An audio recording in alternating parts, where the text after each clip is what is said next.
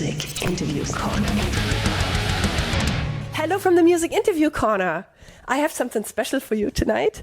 We're here in Berlin, Columbia Halle, and I have Sevendust for you. I'm here with LJ. Hi, LJ. Hello, hello. It is a pleasure to be here, and thank you for taking the time to do this. Oh, thank you for taking the time to do this. And by the way, your jacket rocks. Thank you. It's the first time I wear it for the first time for this interview. Awesome. But I have to tell you, the audience, LJ has the most incredible trousers for the show. They are so cool. Maybe we take a pickup shot later, and I will insert some here. They look so cool. It's a specialty for you, you ladies and gentlemen tonight. Ooh, wonderful. Maybe we start with talking about the tour. I remember that some members of ALTER BRIDGE mentioned Sevendust as a major musical influence. How does it feel for you to be on tour now with ALTER BRIDGE and DAUGHTRY? Well, first off, ALTER BRIDGE, we've grown up together. So we've been buddies ever since Creed. So, I remember being with those guys when they got their first tour bus. So for us, it's not like a regular tour. It's more of a family reunion because we're just, brothers. We hang out, we laugh, we go to dinner together. And in DAUGHTRY, we've known him forever. So this is more, just as, other tours, sometimes the bands don't talk, they might be in competition with each other or just completely different. This is a flowing thing, not only the bands, but the crew.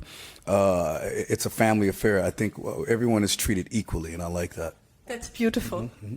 And who in your tour family has the loudest dressing room? Us. No, well, us besides Tremonti, Mark, because he'll be in his room playing, and he shreds all day long. So his room might be the loudest, but it's good music coming out of it.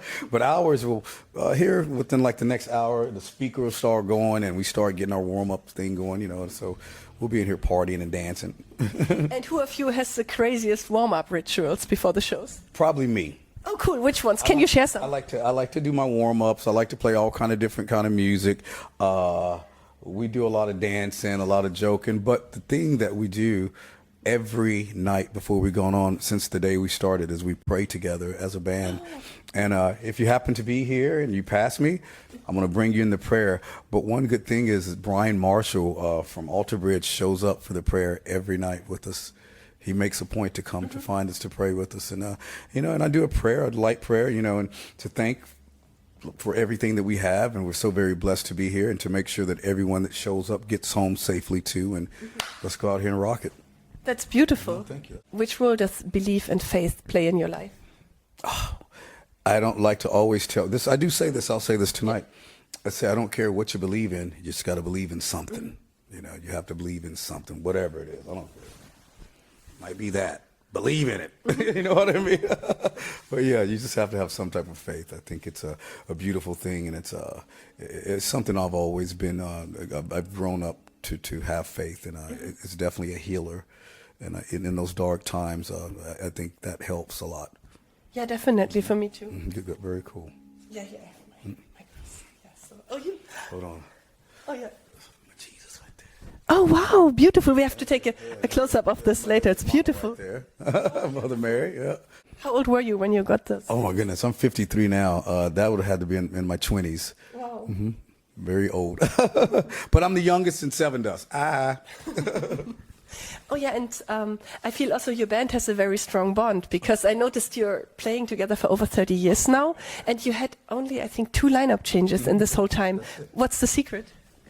I don't know. I remember when we first started out, how I knew that I would never take this for granted. But I also remember saying, wouldn't it be cool one day if we had the band still, and we had kids and wives, and then we could bring them out on the bus and on tour with us and stuff? We're all like, yeah, that would be cool. That stuff happened. Can't get my wife nowhere near a tour bus anymore. The kids love it, but so we got to do all that. So that's been a blessing. But you know what I think? I think respecting each other. And then also something in our band, not to have to go too deep, but this is something that I always said from day one. It can't only come from one person's perspective. If it all came just from me, that would be boring. So if anyone knows anyone, it's us. And if my brother has something that's on his mind and he wants to write and sing, I'm going to help, and we're going to convey that, and we understand each other. And it's just, I think at this point of our career, we're closer than we've ever been. It's kind of crazy. we're really very blessed. And then also to have not been over here for 12 years and then to come back and to be accepted and for these crowds to go nuts. I cry every night because I'm just like, what are you doing? What is happening? Something good. The energy's good. And we don't want to miss this wave. And we're going to keep coming back and, back and back if you have us. That's beautiful. I think the fans will be really happy to hear that. Can't wait to see you guys. I love it over here. I can't wait. I'm going to go back home with a damn accent. I can't wait. Should I teach you the Berlin accent? Yes, you should. Like the East German accent. You should. It's not my native one, but right, I can. You should. I'll go back. They'll be like, what happened? You were there for a day. I'm like, I got the accent, though. I can send you some voice recordings to practice. Definitely. Your album title is One. Does this also relate to the strong bond in your band, Unity Identity, or? Absolutely. I think it's full circle, and we've come back as one. And just over the history of everything that we've been through, even though it's the 15th album, this is one for us because you just look at life and you look at all the things that have happened, and we're still here, resilient, and I feel at the age that we are now, it's only a new beginning. And so one. Oh, yeah, and we have to say it's your 15th studio album. It's called One, and it will be released. Is it 1st of May, right? Yes. Through Napalm Records. Right, but I guess I can let out a secret. So I think it was the 26th, we were going to release a song, but tonight I think we're going to play it. Oh, which one? The Real You. Oh, cool. So we're going to play that song tonight. Well, it depends on what it sounds like at soundcheck, but I say we're ready. So we'll try to sneak that in, and hopefully people will get video of it and then like kind of leak it out and create a little buzz like we used to do back in the day. Cool. I'm really excited. Yeah. Okay. Cool. I can't wait. I'm glad you're going to be at the show. I'm excited. Is this your favorite song on the album? No, it's one of them. This whole album is my favorite. And it's funny that you asked that because after I record an album, I don't like to listen to it until everyone else listens to it. Oh, interesting. So when we were in Stockholm at Live Nation, we did a listening party. They got to hear like 5 songs, and they wanted us to go in the back and let them hear a song, and then we come out and talk. I couldn't stay back there with the band. I had to come out and listen. So I'm listening and trying to see their reaction, and it was so cool, just to feel it in the same sense almost that they are. And I love that. And I noticed when you post about studio moments on Instagram, it's always very like playful and funny. Oh, yeah. Does like humor and joy help you, like to take out the pressure when you're creating music that matters? Absolutely. I like to have fun. And you follow me? I'm gonna have to follow you on Instagram.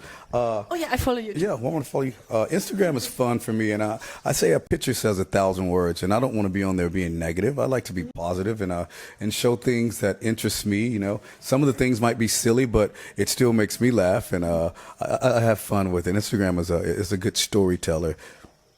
Yeah, and I noticed your fans really love your Instagram content because you show yourself as an artist and also as a human. Oh yeah, they can see me at the farmhouse. They see me at my house. They see me at my boat. They see me at the lake. I'm a regular guy. They've seen me with my cattle. I have cows. Well, not this season because it's been so cold, but yeah, they get to see me being I'm an original cowboy. A lot of people don't know it. I'm metal, but I'm a cowboy too. A metal cowboy. That's really cool. So, yes. Do you also read the comments that your fans write? Are there sometimes comments that make you laugh so hard that you spit out your coffee? Oh yeah, there's a lot of comments on there that make me laugh. Some people, I don't, what I'm very happy about. I don't get any negative comments because I don't try to put myself out there that way. So I have a lot of loving comments and a lot of people that I hadn't met that I might look up and follow. And you find out, wow, you do this for a living? That's really cool. Let's talk about that. And yeah, it's been fun for me. So yeah, I definitely read the comments. And getting back to the funny moments in the studio, while you were recording One, was there some funny, awkward thing that happened in the studio by accident and that ended up on the album? Let's see. So at the farmhouse, it was left to me and my wife, her grandparents. Joed, her grandfather, died at 98 years old. Lived an incredible life. He left the farmhouse to us, so we remodeled it. So it looks like this old farmhouse, but when you walk in, it's marble floors. Wow. I got all this crazy cool furniture in there. There's Sevendust albums. Like in the kitchen, there's an album from the movie Scream that we did with the face. It's a hologram. That's creepy. But anyway, no, it's fun. It's quiet. There's 300 acres out there, but there is a story. This one didn't happen on one. It happened on the last writing process. I had about 15 head of cattle, and John runs every day, and we had a new fence put out, and it was just the band there, and I was looking out the window, and John's pointing towards where my cows are at. I had the window open. He's like, I think one of your calves is out of the gate. And I'm like, no way, this is a new gate. And he's like, no, come out here. And I go out, but I see him doing like this in these jogging clothes, and my calf is like running from, I'm like, stop doing that, stop. So he was out of the gate, but it was funny. So John, he's like, I don't know what to do with this. So we got the calf back in, but that was a true story. It was funny. He was like, he's out. He's right here. I can touch him. And I'm like, oh my God. But we always have a good time. Whenever we go to the farmhouse too, it's such a small little town. They know when we're there. It's the gas station. They know. It's like we could show up at the gas station in about 5 minutes. There's 20 people there because she's called her best friend. It goes around. They're like, oh, just happened to run into you guys. I went to school with your wife in 8th grade. I'm like, oh. So somebody called you. But it's a lovely time for us. And for us, too, with Sevendust, we do our best writing when we're all together and there's no outside things going on, like, you know, a bar across the street or a strip club. Not saying that we do that, but you know what I mean? There's just no, we're there to do music. That's what we're there to do. We're there to write. And I like to cook, so I make breakfast, lunch, and dinner. And sometimes we kind of help out, but I really like to take control of that. So is it like your own little creative bubble, the farmhouse? Yes. That's funny because I call it the beehive. The beehive, Yeah, cool. yes, yeah, because it's just like, zzz, and whenever I write, it's funny you say that too. My body starts to resonate, and I know that we're doing good when I feel from here all the way to my toes music. Oh, that sounds so beautiful. I bet it has a special energy. It's a definite special energy. I feel like it's a magic energy for sure. I believe in magic too, so don't be weirded out. Ooh, no, that's good. Prayer and magic is not that far away from each other. There you go. Absolutely. Yeah. And when you're on stage and you look into the crowd and you see different generations of fans, how does that feel? That's an incredible question that you asked. Because now you look out into the crowd and you see the gentleman that was at that first show that's the same age, and now his kid is at the show with him, but now that kid is old enough to have kids. So it's 3 generations that are there. And to me, it's amazing. It's like we must be doing something right because this industry is so frugal. And, you know, we've just been very blessed to continue to stay on this path that people stay engaged with us. You look so incredibly young. I can't even believe that you're over 50. Oh, no, Do you have you. some special routine? No, I'm just 53 years old. I try to rest and just stay positive, you know. Because I wouldn't say you're like 1 year older than 29. If I look at you now, Oh my that goodness, all these gray hairs in here too. maybe now it's like 35. Yeah, But yeah. So I'm rocking the gray now. I'm like, you know, I'm like, I'm not gonna diet anymore. I'm just gonna be old.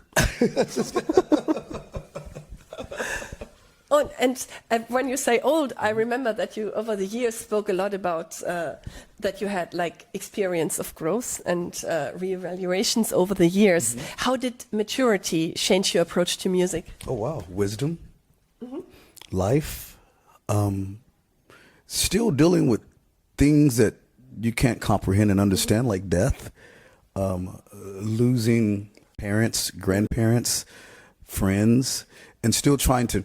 I always say, life is so weird, and every day I wake up, I have to try to figure out how I'm going to navigate across these obscure obstacles that are put in front of us.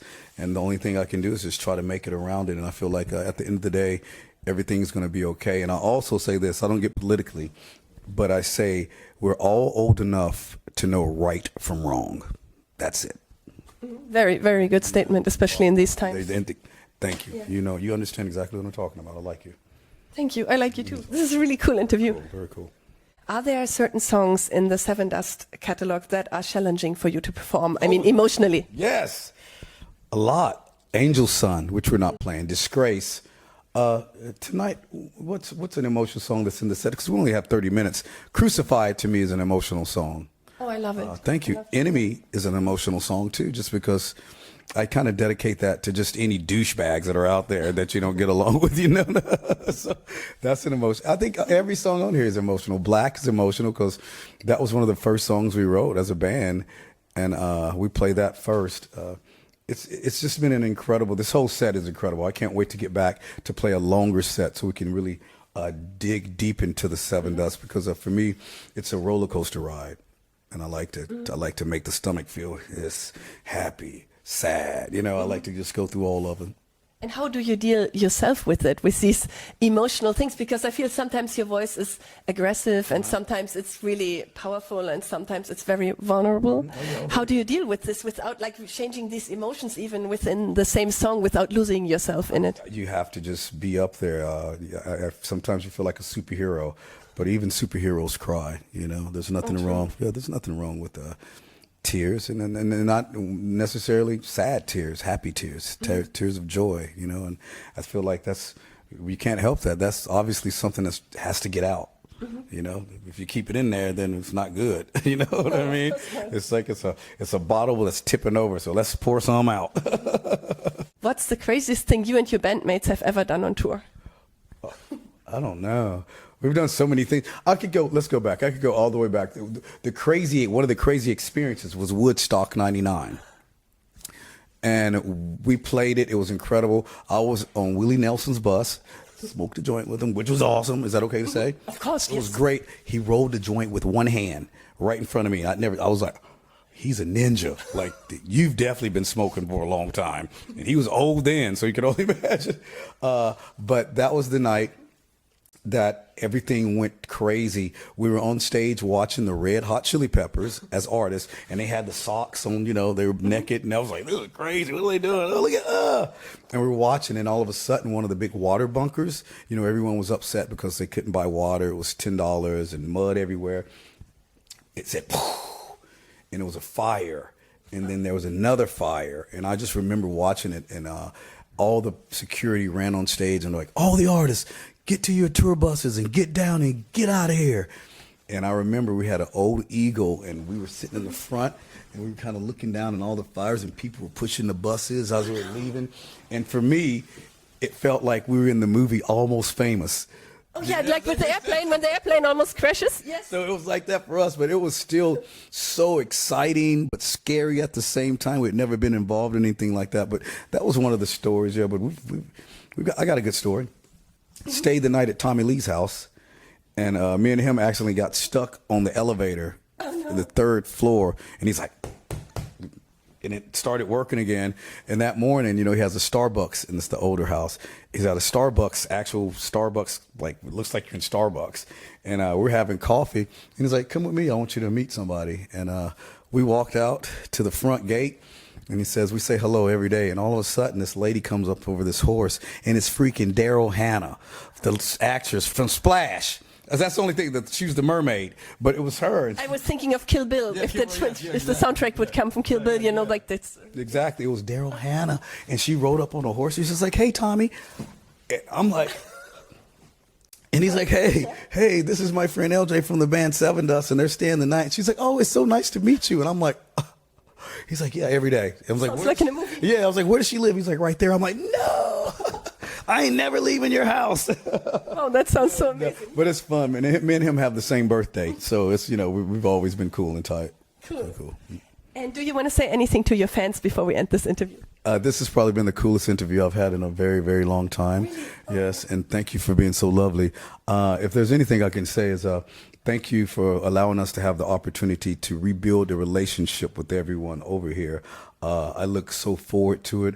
The show is going to be magical tonight, and I just want everyone to have a good time and have us back again and stay safe and stay positive. Oh, thank you so much, LJ, for this incredible interview. Awesome. Very cool. Oh, and goodbye from the Music Interview Corner.